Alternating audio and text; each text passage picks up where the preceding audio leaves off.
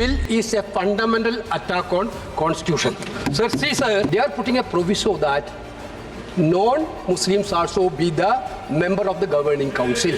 Whether we think about the Supreme Court constitute the board of Ayodhya, whether anybody can think that a non-Hindu be the part of Ayodhya Mandir board, sir? कहाँ से ये मुसलमान विरोधी है? कौन सा इसका कानून मुसलमान विरोधी बताता है? यहाँ उदाहरण दिया जा रहा है कि अयोध्या की मंदिर गुरुबाई, अरे मंदिर और संस्था में अगर अंतर आपको नहीं समझ में आ रहा है तो आप कौन सा तर्क खोज रहे हैं? This bill is targeting the Muslims of this country. This cannot be tolerated. इन्होंने पूरे देश में संविधान के नाम पर भ्रम फैलाने का काम किया, फिर से आज इस बिल के नाम पर जो है भ्रम फैलाने का काम ये ऑपोजिशन पार्टीज यहाँ पर कर रहे हैं। We found out about this bill from the media. So is this the new way of this government working? कि पहले मीडिया को बताएंगे फिर पार्लियामेंट होगा?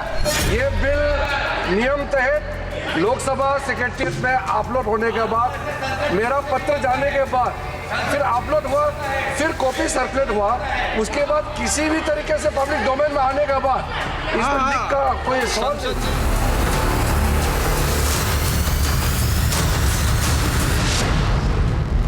हैं वो दिखाने के लिए, विरोध करना है वो करने के लिए विरोध। यहाँ पर करोल बाग, दरियागंज और चांदनी चौक का इलाका उठा के पूरा का पूरा बोल दिया वक्फ है।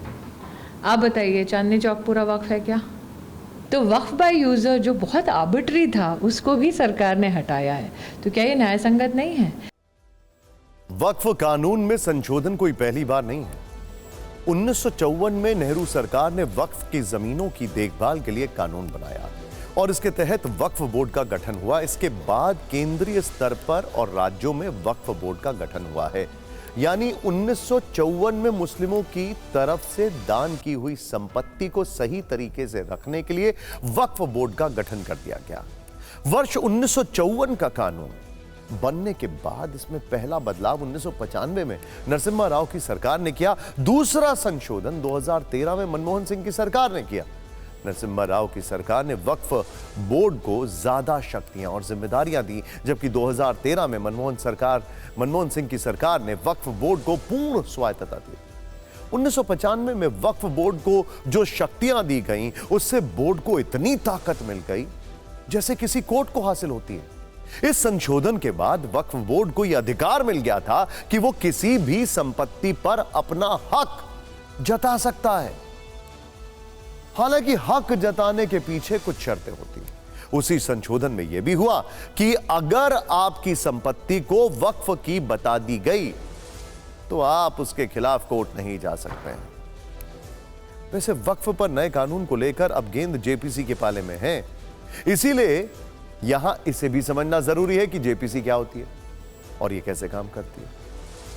किसी बिल या विषय की विस्तृत समीक्षा के लिए संसद जेपीसी यानी जॉइंट पार्लियामेंट्री कमेटी बनाती है। इसमें लोकसभा और राज्यसभा दोनों सदनों के पक्ष और विपक्ष के सदस्य शामिल होते हैं। जेपीसी में सदस्यों की संख्या संसद निर्धारित करती है, यानी सदस्यों की कोई फिक्स संख्या नहीं होती है। जेपीसी की सिफारिश को मानने के लिए सरकार बाध्य नहीं है, लेकिन इस कमेटी की रिपोर्ट के आधार पर आगे की जांच करवा सकती है। अब तक कई ज्वलंत मुद्दों पर जेपीसी का गठन हो चुका है, जैसे बोफोर्स घोटाला, शेयर मार्केट घोटाला, टेलीकॉम लाइसेंस स्कीम वगैरह। वैसे जेपीसी में जाने के बाद अक्सर मामले लटक ही जाते हैं। अब इस बिल का भविष्य क्या होगा, यह तो देखने वाली बात होगी। जेपीसी से फिर वक्फ पर लौटते हैं और समझने की कोशिश करते हैं कि नए कानून पर विवाद की और क्या क्या वजह हो सकती हैं। जब वक्फ की बात आती है तो सबसे ज्यादा चर्चा उसकी संपत्ति को लेकर उठता है। सारा खेल रियल एस्टेट का लगता है। रियल एस्टेट विवाद भी उसी को लेकर होते हैं। तो चलिए यह जानते हैं कि वक्फ बोर्ड के पास देश में कितनी प्रॉपर्टी है और उसकी आमदनी कितनी है। देखिए जरा एक एक फैक्ट, ध्यान से देखिएगा, तब आपको समझ में आएगा कि इस पे स्टेक होल्डर्स कौन कौन, कंट्रोवर्सी इतनी ज्यादा क्यों। अब ध्यान से देखिए नंबर्स।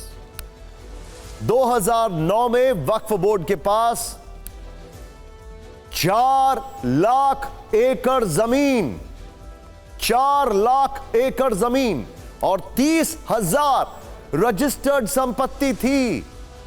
2024 में 4 लाख एकड़ से बढ़कर जमीन 9.4 लाख एकड़ हो गई, जबकि रजिस्टर्ड संपत्ति 8,72,000 तक पहुंच गई। यानी 15 साल में वक्फ बोर्ड की संपत्ति 2 गुनी हो गई है। अब इसकी ग्रेविटी समझते हैं। भारत में वक्फ बोर्ड के पास सेना और रेलवे के बाद सबसे ज्यादा संपत्ति और जमीन है। भारतीय सेना के पास 18 लाख एकड़, रेलवे के पास 12 लाख एकड़ और लगभग 9.5 लाख एकड़, मतलब 9.4 लाख एकड़ जमीन देश के अलग अलग वक्फ बोर्ड के पास है।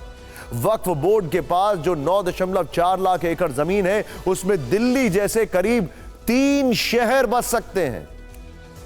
भारत में वक्फ बोर्ड के पास असीमित अधिकार, जो सऊदी अरब और दूसरे इस्लामिक देशों में भी नहीं है। भारत में हिंदुओं के ट्रस्ट, मठ, अखाड़े और सोसाइटी पर अनेक कानूनों के साथ जिला प्रशासन का प्रशासनिक नियंत्रण रहता है, लेकिन वक्फ बोर्ड के मामले में ऐसा नहीं। लोकसभा में आज किरण रिजिजू ने जानकारी दी कि बिल को लेकर 2015 से सलाह मशवरा की प्रक्रिया चल रही थी। संशोधन को लेकर सभी स्टेक होल्डर से बातचीत चल रही थी।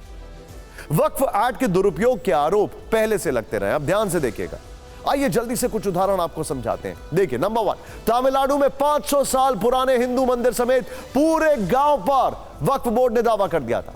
हरियाणा के यमुनानगर में गुरुद्वारे की जमीन वक्फ को ट्रांसफर कर दी गई। गुजरात में सूरत नगर निगम के मुख्यालय को वक्फ की संपत्ति घोषित कर दिया गया। 2018 में सुन्नी वक्फ बोर्ड ने ताजमहल पर अपना दावा ठोक दिया।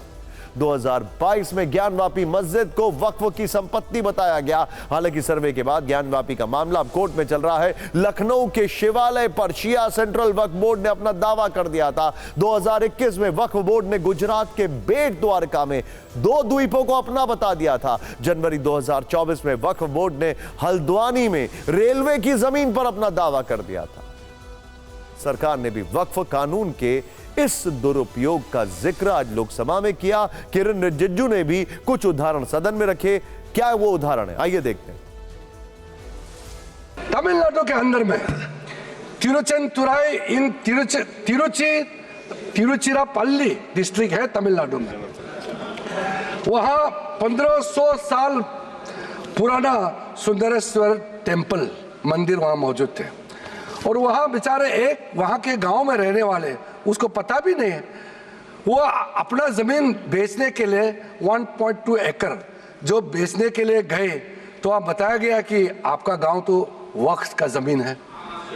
आप सोचिए, पूरा गांव को वक्फ प्रॉपर्टी डिक्लेयर कर दिया गया।